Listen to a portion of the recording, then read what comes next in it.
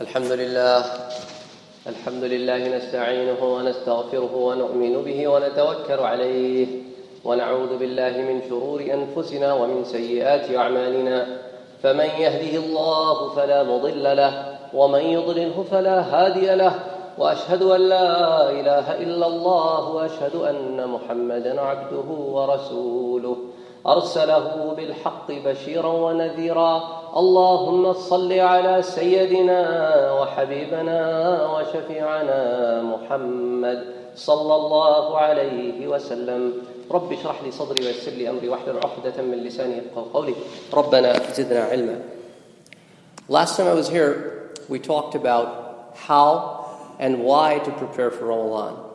And during that course, we looked at an ayah from the Holy Quran where Allah subhanahu wa ta'ala says, Ya ayyuhal ladhina amanu, those who have believed. Ya ayyuhal ladhina amanu, kutiba alaykum as-siyam, the siyam, the fasting is written for you, kama kutiba ala alladhina min qablikum, as it was written for the people before you. And what was the whole reason of practicing the sunnah over and over and over again with every prophet? لَعَلَّكُمْ تَتَّقُونَ, so that you may become righteous. So, righteous is a very generic terminology. If you look at righteousness these days, it's a very generic terminology. Righteousness is extremely based on what are your standards. If you set your standards for certain grounds, then you're righteous according to those grounds. But you may not be righteous according to other grounds. So first of all, we need to set our grounds. So our grounds lie in the Quran and the Sunnah, the Hadith. That's where our grounds lie. So once we put our grounds down and then we lay our foundation, now we are following the righteousness that Allah subhanahu wa ta'ala wants us to be. And one of the ways to look at it is, I always say, this Ramadan is a 29 to 30 day boot camp. You live in this boot camp for 24 hours times the X number of days, and that gives you your equation of how you should be living your life outside of the Ramadan. So this is just a way for Allah subhanahu wa ta'ala to tell us, this is how I define righteousness. Now, that leads to another question, and that is, okay, if I'm righteous, then what is it in it for me? If I'm righteous. So let's look at the Quran.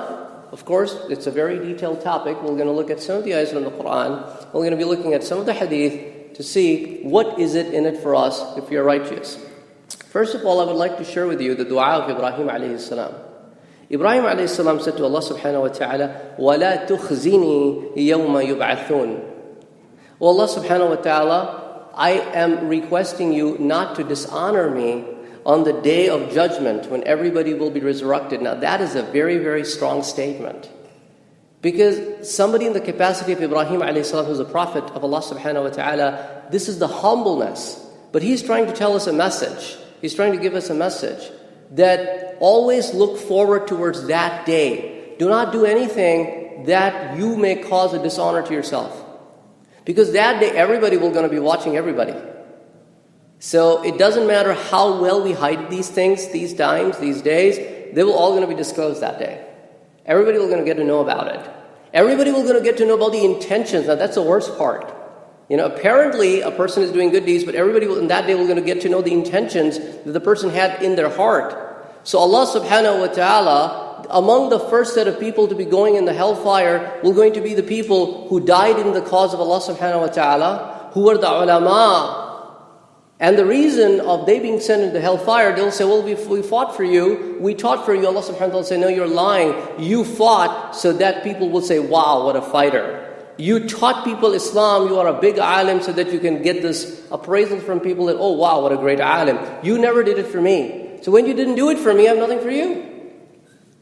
So that's the bottom line Allah subhanahu wa ta'ala wants us to work on. Be righteousness means, إِنَّمَا الْأَعْمَالُ بِالنِّيَّاتِ. Whatever deeds you bring forth, the intentions must be correct. So the bottom line is we might need to work on our intentions. Now let me give you a very simple example. Little kids, 8, 9-year-old, they look around and they say, oh my God, so-and-so if my friends have YouTube channels, let me put a YouTube channel. If you ask them, why do you want to have a YouTube channel? They say, because I want to be famous. So now that's wrong. You don't do good things to be famous. You do good things for the sake of good things. Now, if the fame comes along, it comes along. If it doesn't come along, it doesn't come along. That's it. That's fine. So we need to restructure our thought process. Why are we doing certain things?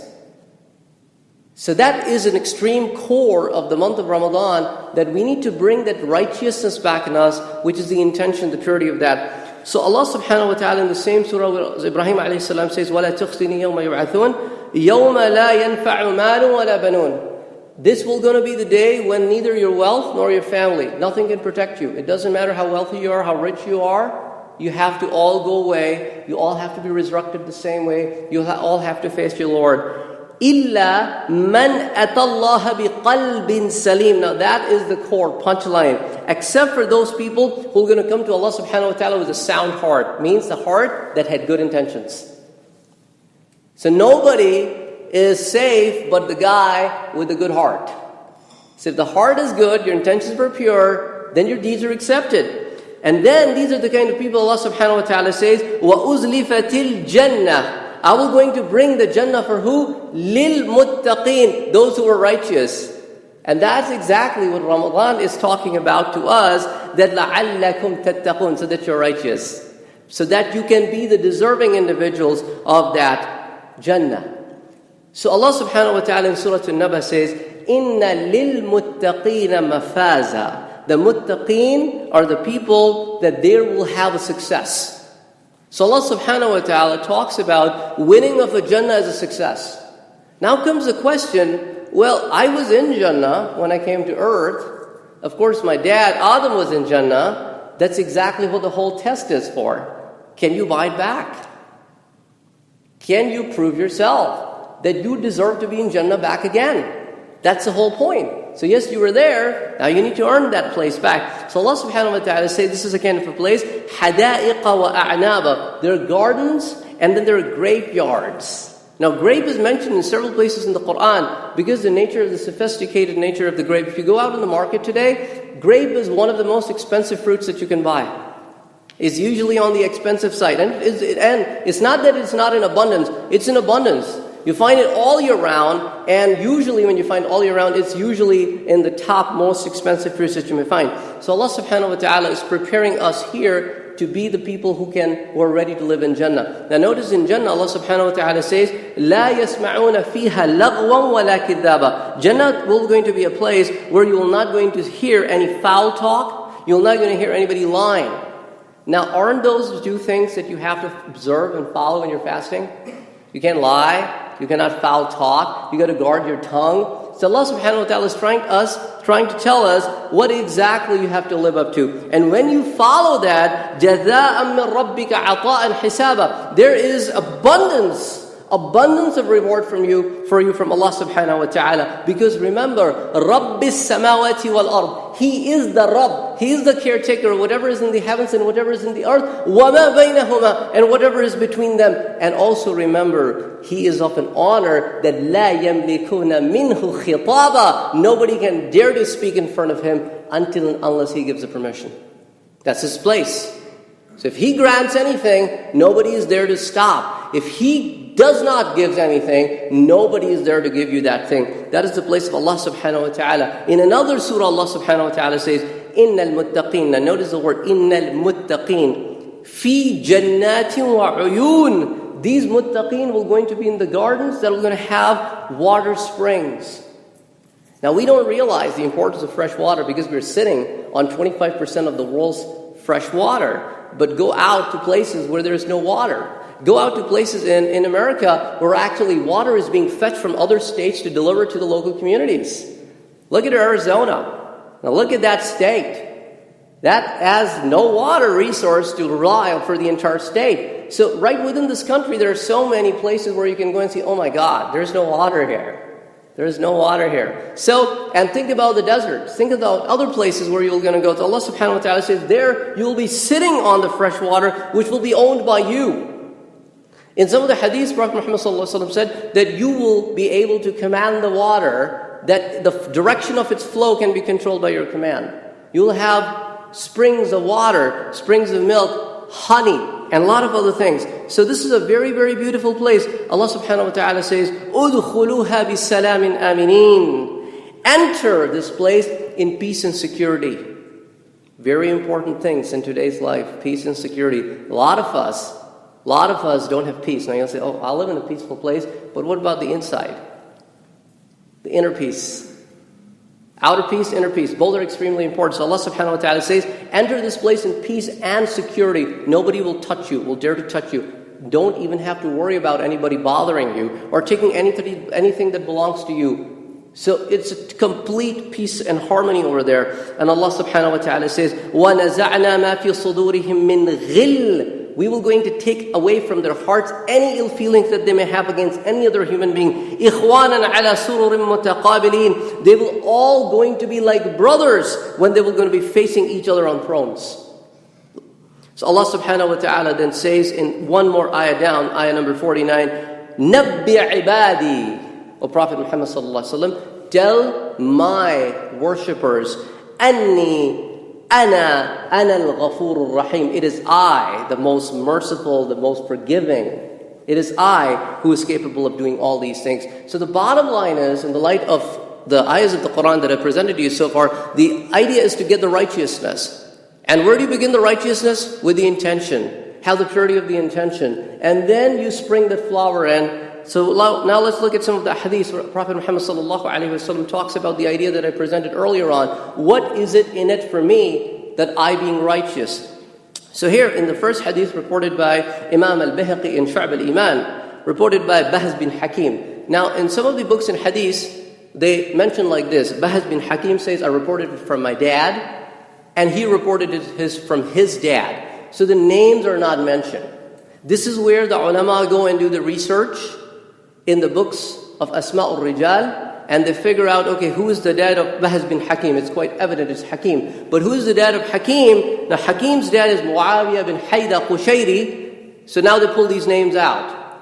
They're not in the context of the original hadith. So when you look at the details, then we come to know about these names. So he reports it from his grandfather, and he says, قال رسول الله صلى الله عليه وسلم. The Prophet Muhammad صلى الله عليه وسلم said, إن الغضب. When you get anger, the anger is la yufsidul iman. It causes corruption in your faith. It causes deterioration in your faith. So when you're angry, you make a lot of decisions that you will not going to make if you're not angry. That's why if you notice in the corporate world, we say, do not write an email when you're angry. Never write an email when you're angry, because when you write an email when you're angry, that email is now a document of proof in the court of law against you. Some people get fired because of writing some fiery emails. They would never have written those emails if they were not in that state of mind. So it's extremely important that Allah subhanahu wa ta'ala and His Prophet says, calm your nerves. When you're making a decision, that has to be made in the calmer state. Yes, it's possible for people to get angry, for people to get mad, but we must try to come out of that state as soon as possible. So this is one of the states in the fasting that we must attain. And if you notice in the fasting, when you're not consuming a lot of these extra things during the day, you'll notice yourself to be much calmer than the other days around. And as the day progresses, you are getting calmer and calmer and calmer. And then what happens, when we sit on the iftar, we fill the tank. Then we go, a little bit over.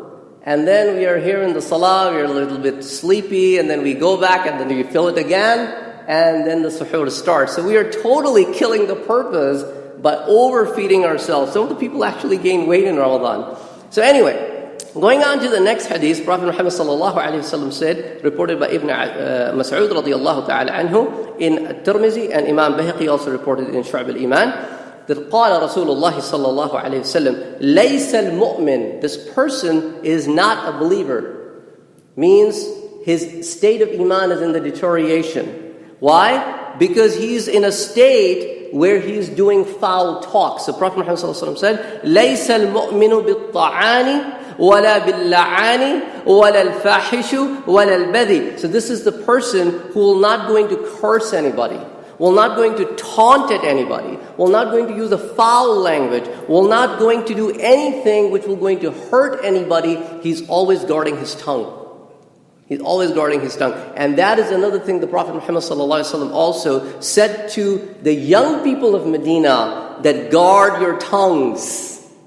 It's extremely important to guard your tongue. So this is another property of a mu'min. Then going back to what we have been practicing in Ramadan, being up later at night, being praying. And there are people who have been practicing this all their life. They probably have increased it to more rak'ah in the name of taraweeh or qiyam al-layl. So notice what Prophet Muhammad sallallahu alayhi wa sallam said about these people who practice it. Again, reported by Imam Bayhaqi في شعب الإيمان. عن أسمى بنت يزيد رضي الله تعالى عنها عن رسول الله صلى الله عليه وسلم قال يحشر الناس في صعيد واحد يوم القيامة. On the day of judgment, when people are going to be resurrected from their graves, everybody will going to be called upon in a big plain field. فَيُنَادِي مُنَادٍ, and a man will going to call upon them. فَيَقُول, and he will going to tell them, أَيْنَ الَّذِينَ كَانَتْ تَتَجَافَى جُنُوبُهُمْ عَنِ الْمَضَاجِعِ. Where are those people who left their beds at the nighttime and stood in prayer to please their Lord? Where are these people? Now notice, at this point, nobody has yet been presented in front of their Lord. This is the place where everybody is just gathered, and this person comes in and says, where are those people who stood up at nighttime?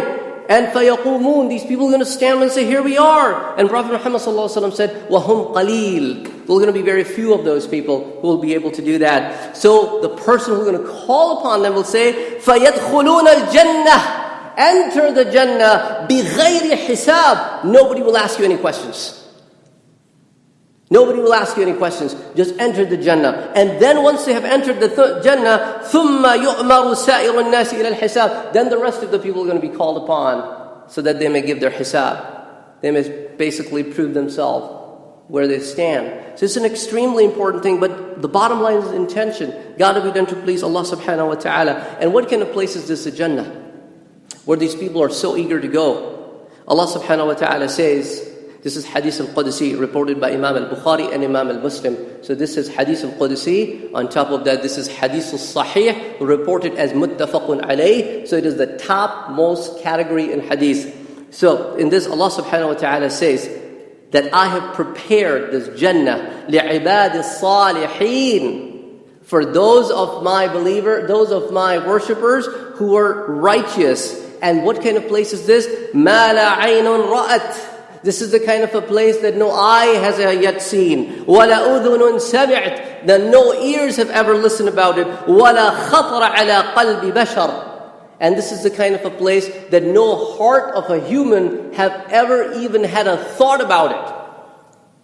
Now the word khatar in Arabic is a very different word. In Arabic language there are stages of thought as it ilqa in your heart. This is at the lowest stage when this thought comes and goes. That's his khatar. So at that stage things would not have happened. And then Allah subhanahu wa ta'ala in one of the ayahs in the Quran says, فَلَا تَعْلَمُ نَفْسٌ مَا أُخْفِيَ لَهُمْ مِنْ قُرَّةِ أَعْيُنٍ. And people do not know when they will going to enter the Jannah. They don't know prior to entering it what I have kept hidden from their eyes. But when they will going to be seeing that, their eyes will going to find satisfaction. So this is the place the Jannah is. And in another hadith reported by Imam Bukhari and Imam Muslim, Prophet Muhammad sallallahu alayhi wa sallam said, Inna fil Jannah, and in the Jannah, shajaratan yasiru rakibu fi dhilliha, that there is a tree that under the shade of it, a rider, not a person who is walking, it's not a mashia, rakibu fi dhilliha, in the shade of it, mi'ata amin, he could just keep going under the shade of this tree for 100 years, la yaqta'uha, and the shade will not going to end. وَلَا قَابَ قَوْسِ أَحَدِكُمْ فِي الْجَنَّةِ, and the bow of either or any one of you in the Jannah, خَيْرٌ مِمَّا طَلَعَتْ عَلَيْهِ الشَّمْسُ أَوْ تَغْرُبُ, is better than anything and everything that the sun comes on and the sun sets on. Now here I need to do some clarification that when it uses the word bow, this goes back to the old Arabic tradition. What people used to do in the good old days, when they would travel and they would go to a rest site, if there are riders, they will throw their hunter at a spot. That means this is my spot, nobody can take it. Similarly, if there are not riders, they're walkers, they will throw their bow at the spot. So in the rest areas, people can actually have their spots. Nobody else will dare to. So that's what Prophet Muhammad is referring to. If you put your bow at a place, or it means if a place belongs to you, it's yours alone. And even if it takes as small of a space as your bow, it's better than anything and everything. The sun rises and sets in the face of earth. So this is basically the place of Jannah. What will be the state of the people in Jannah? And Abi Sa'id radiallahu ta'ala anhu reports it from Abi Hurairah, قال Rasulullah sallallahu alayhi wasallam, yunadi munadin, and a man will going to call upon the people when they are in Jannah, anna lakum an tasihhu fala tasqimu abada, you will always be in health and the sickness will never going to touch you. وَإِنَّ لَكُمْ أَن تَحْيُوا فَلَا تَمُوتُوا أَبَدًا, you will always going to be alive, you will never going to face the death. وَإِنَّ لَكُمْ أَن تَشِبُّوا فَلَا تَهْرَمُوا أَبَدًا, you will always going to be young, you will never going to be old anymore. وَإِنَّ لَكُمْ أَن تَنْعِمُوا فَلَا تَبْأَسُوا أَنْ أَبَدًا, and you will always going to enjoy the luxury and will never have to hit the distress. Now when you're young, you don't realize the old age. When you're old, when you realize, oh my God, my young age has gone. So a lot of these things probably doesn't make sense to everybody. But when you get there in life, you're like, oh my God, I will never have to be old. I will never have to be sick. I'll always enjoy all the luxuries of life forever, because here nothing is forever. There are ups and downs in the graph. So subhanAllah. And this is the last thing I want to share with you today, that when the people are in the Jannah, Allah subhanahu wa ta'ala will going to call upon, Ya Ahl al-Jannah, O people of the Jannah, subhanallah. May Allah make us among those people who are going to be there, that Allah subhanahu wa ta'ala will talk to us. This is reported by Imam Bukhari and Imam Muslim. Ya Ahl al-Jannah, O people of Jannah. فَيَقُولُونَ, they will going to respond to Allah subhanahu wa ta'ala, لَبَّيْكَ, right away, رَبَّنَا وَسَعْدَيْكَ وَالْخَيْرُ كُلُّهُ فِي يَدَيْكَ. Allah subhanahu wa ta'ala, O possessor of all the goodness. فَيَقُول, Allah subhanahu wa ta'ala will talk to them, هَلْ رَضِيتُمْ, are you happy?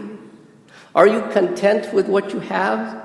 فَيَقُولُونَ, they will going to say, وَمَا لَنَا لَا نَرْضَى يَا رَبِّي وَقَدْ أَعْطَيْتَنَا مَا لَمْ تُعْتِ أَحَدًا مِّنْ خَلْقِكَ. What is the reason that I will not going to be happy? Because I have everything that nobody else in your creation has. فَيَقُول, and Allah subhanahu wa ta'ala will talk to them again. أَلَا أُعْطِيكُمْ أَفْضَلُ مِنْ ذَلِكَ, should I not give you something better than that? And they will be like, Allah subhanahu wa ta'ala, what could be better than this? فَيَقُول, and Allah subhanahu wa ta'ala says, أُحِلُّ عَلَيْكُمْ رِضْوَانِي, I've made it mandatory on me to be pleased with you forever. فَلَا أَسْخَطُ عَلَيْكُمْ بَعْدَهُ أَبَتًا, I will never going to be angry or mad at you ever. So ulama says that Allah's pleasing, that Allah is pleased with you, is better than anything and everything that this universe is possessed. This is why Allah subhanahu wa ta'ala says, I am pleased with you. Even after giving all of these things, I am pleased with you. You must enjoy these things with the pleasure that I am pleased with you. Allahu Akbar. May Allah make us among these people. And Allah subhanahu wa ta'ala, through the Prophet sallallahu alayhi wa sallam, is trying to tell us, these are the last two words. Hadith reported by Imam Bukhari and Imam Muslim. Prophet Muhammad sallallahu alayhi wa sallam said that the hellfire is surrounded by bishahwat, temptations. A lot of the time you love things, you find pleasure in them, may it be short-lived, but it has temptations in it. But once again, we have to judge things on the grounds that we have established righteousness, which have the grounds of the Quran and the Hadith. So it is surrounded by temptation. And وَحُفِّتِ الْجَنَّةِ, and حُفَّتِ الْجَنَّةِ, and the Jannah, the paradise, has been surrounded by bil-makara, the tests and the trials, to see who is there to enter it. So Prophet Muhammad sallallahu alaihi wasallam said in a hadith reported by Imam al-Tirmidhi that مَا رَأَيْتُ مِثْلَ النَّارِ, I have not seen anything as horrifying, as horrible as the hellfire. نَامَ هَارِبُهَا, the person who is arrogant, who is careless, that he is not answerable to anybody, if he would see that, will run away. وَلَا مِثْلَ الْجَنَّةِ, and I haven't seen anything like a paradise. نَامَ طَالِبُهَا, that a person who is aware of it would really, really want it. So the idea of this month, the month of Ramadan, is to make us aware of the righteousness, to put us into the people who are the Muttaqeen, So on the day of judgment, we can enter the paradise and enjoy it and to be among the people that Allah subhanahu wa ta'ala is pleased with. And each and every step of our life, we have to constantly look at our actions to see if these actions are going to lead us to the anger of Allah subhanahu wa ta'ala or to the happiness of Allah subhanahu wa ta'ala. أقول قولي هذا وأستغفر الله لي ولكم ولسائر المسلمين فاستغفروه إنه هو الغفور الرحيم.